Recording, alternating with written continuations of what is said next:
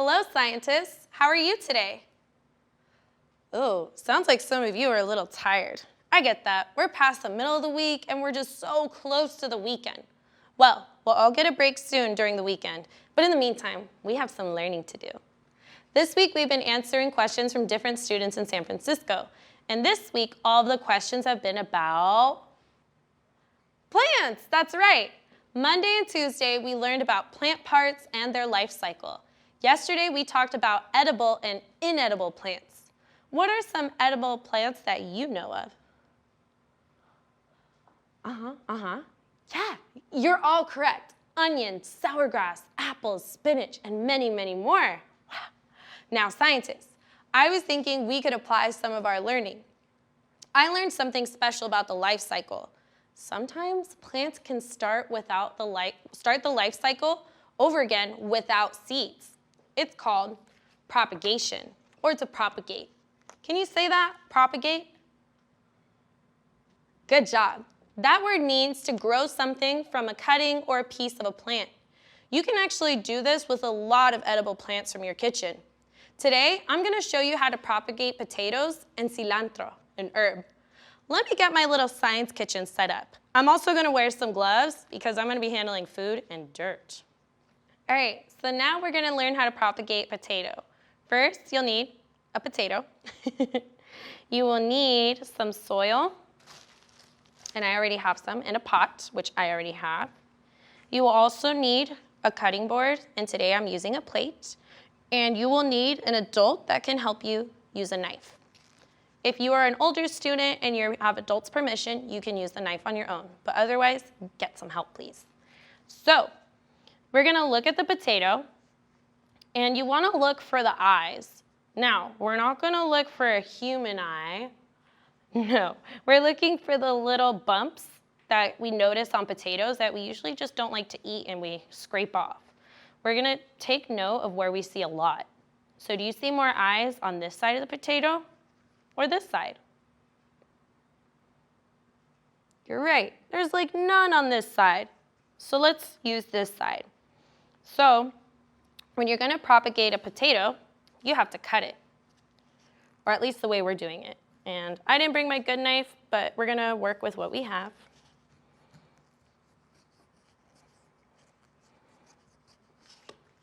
If your potatoes are still good, you can save the half that you don't use. Oh, that broke. You could save this part and use it for some food, but if it's already past its point, you can compost it. Now, what you're going to do is you're going to make some space, and I'm going to have to take out some more dirt because we want it to be as deep as possible. And scientists, did you know that the part of the plant we're eating when we're eating a potato, we're eating a root? I know, isn't that weird? So we're going to make some space, make sure it's a little compacted. And we're going to put the eyes up, just like us. Our eyes are on top of our bodies. Well, not on top. We're going to pop it in and press the dirt around, give it a little hug. And then we're going to add some more to cover it.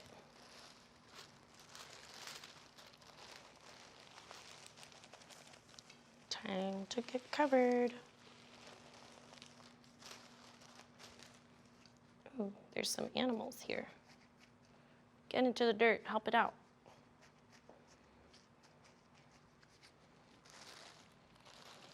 And scientists, make sure that that you're propagating in an area that you can get a little messy, or make sure you put down a tablecloth before you get to work. So my potato is still sticking out, so we're going to add some more soil. It's going to get too dry that way.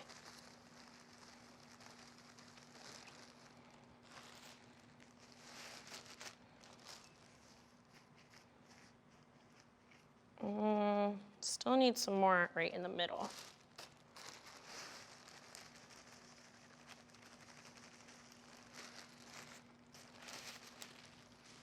Yes, right. Then make sure it has something to sit on. If your pot has a hole in the bottom, add some water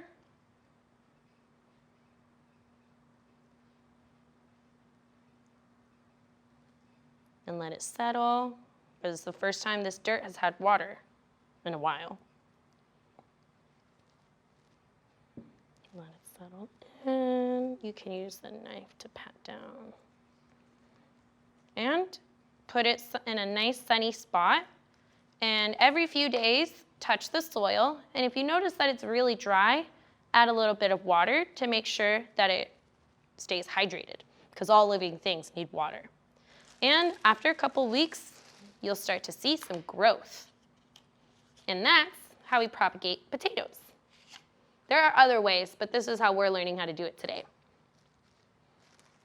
All right, now, what else did I want to show you? Ah, yes, one of my favorite herbs. I use it a lot. Have any of you used cilantro? Awesome, many of you have. Cilantro is so delicious. It is used in a lot of Mexican dishes like salsa or as a topping for stews. And I even add some to my guisado de albóndigas. That's meatball soup. This herb is also very easy to propagate. You don't need very much of it to get started. You can just grab a couple sprigs. You'll need cilantro, water, a small cup, which already has my water, and some scissors. Make sure that you ask an adult's permission to use these. But let me show you what to do. So, my cilantro I've had for a while, so I'm gonna have to work a little harder to find some that are still viable. This one looks good. Like I said, you just need a couple sprigs, so that means a couple stems. Oh yeah, that one's at its end. We want some nice juicy leaves.